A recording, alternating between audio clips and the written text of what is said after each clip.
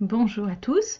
Dans cette vidéo, on va avoir une nouvelle définition du produit scalaire qui utilise ce qu'on appelle le projeté orthogonal. Donc, on va commencer par définir ce qu'est le projeté orthogonal. Alors, le projeté orthogonal d'un point, d'abord. Donc, on a le point M et la droite AB. Le projeté orthogonal du point M sur la droite AB, ça va être le point H. Comme vous voyez sur le dessin, pour obtenir le point H, on trace la perpendiculaire à AB passant par M et on obtient à l'intersection le point H. MH est en fait la plus courte longueur, la plus courte distance pour aller de M à la droite AB. Donc H est le projeté orthogonal de M sur la droite AB. Maintenant qu'on a fait cette définition pour un point, on peut la faire sur le même principe pour un vecteur. Donc on a notre vecteur CD, notre droite AB. Pour obtenir le projeté orthogonal du vecteur, on va s'occuper des extrémités du vecteur, donc du point C et du point D, pour lesquels on va tracer le projeté orthogonal. On obtient C' et D', et le projeté orthogonal du vecteur CD, c'est tout simplement le vecteur C', D'.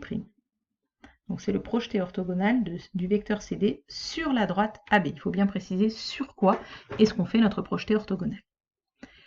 À partir de là, on va pouvoir donner une nouvelle définition du produit scalaire qui utilise le projeté orthogonal.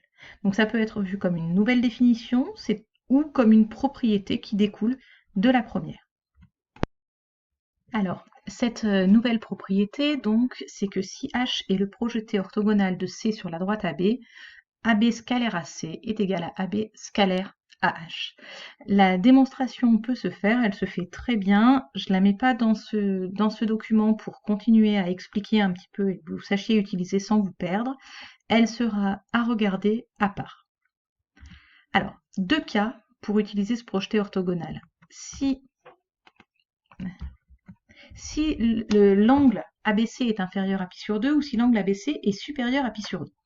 Prenons d'abord le premier cas, si l'angle BAC est inférieur à π sur 2. Dans ce cas-là, AB scalaire AC ou U scalaire V sur mon schéma va être égal à AB scalaire AH.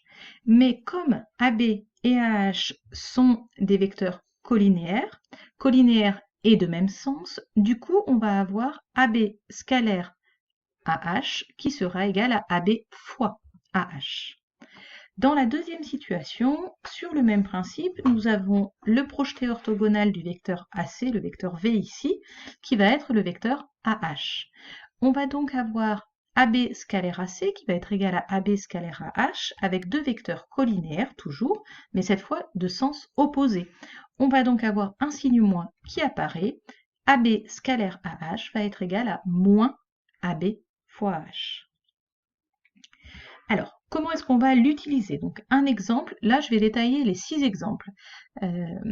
Si jamais vous trouvez que c'est un petit peu trop lent, vous pouvez avancer si vous avez bien compris. Donc, on a une situation avec un rectangle ABCD, deux centres O, on connaît la longueur AB qui vaut 6 et la longueur AD qui vaut 4. On va calculer plusieurs produits scalaires. Donc, quand on va avoir à calculer des produits scalaires, qu'est-ce qu'il va falloir faire? D'abord, repérer. Repérer des vecteurs collinéaires qui pourront nous être utiles, bien repérer sur quel vecteur on peut projeter et faire les projections en faisant attention sur quelle droite on projette.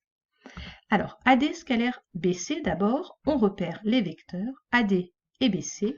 Ce sont deux vecteurs collinéaires et de même sens. On n'a rien à faire, pas de projection. On peut aller directement faire AD scalaire BC égale AD fois BC égale 16.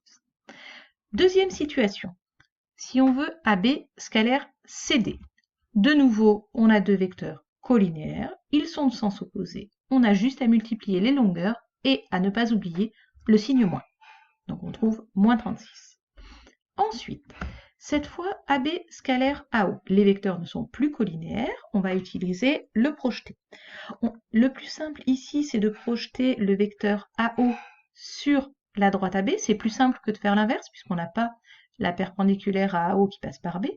Donc le projeté orthogonal de AO sur AB, ça correspond au vecteur AO'.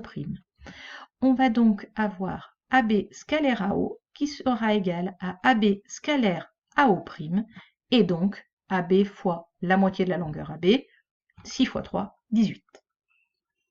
Quatrième situation, DO scalaire BC. On repère les vecteurs, DO et BC. Alors là, c'est un petit peu moins évident puisqu'il n'y a pas un point qui soit sur l'autre vecteur comme tout à l'heure. On va quand même projeter. De nouveau, il est plus simple de projeter le vecteur DO sur la droite BC que de projeter le vecteur BC sur la droite DO. Donc on va faire ce choix-là. Quand je projette le vecteur DO sur la droite BC, eh bien, je projette point par point. Le projeté de D, c'est C. Le projeté de O, c'est O'. Donc, le projeté du vecteur DO, c'est le vecteur CO seconde. Donc, on va avoir DO scalaire BC qui sera égal à CO scalaire BC, donc moins CO seconde, pardon, fois BC. Ensuite, cinquième exemple, AB scalaire CD. Pour AB scalaire CD, je repère mes vecteurs. Ici, je peux projeter dans un sens ou dans l'autre. Soit je projette le vecteur CB sur AB, soit l'inverse. Quand je projette le vecteur CB sur la droite AB, le point C se retrouve sur le point B. Donc, je vais avoir le vecteur nul. Du coup, AB scalaire CB, ça va me faire AB fois 0. Et donc, j'aurai un produit scalaire nul. C'est une propriété qu'on reverra plus tard, cette idée que quand les vecteurs sont sur des droites perpendiculaires, le produit scalaire sera toujours égal à 0. Dernier point, si j'ai CA scalaire AB, donc CA scalaire AB, on utilise le projeté orthogonal. J'imagine que là, vous commencez à bien voir les choses et à comprendre ce qu'il va falloir projeter. Je vais projeter le vecteur CA sur la droite AB. Le vecteur CA, quand je le projette, je tombe sur BA. Je vais donc avoir BA scalaire AB, deux vecteurs collinéaires et de sens opposés, donc le produit scalaire sera négatif, et on va multiplier AB par BA. Donc je vais avoir moins AB carré, donc moins 36. Voilà, c'est tout pour aujourd'hui. À vous de travailler. Vous pouvez faire les exercices, vous devez faire les exercices 50 et 51 sur ce produit scalaire. Au revoir.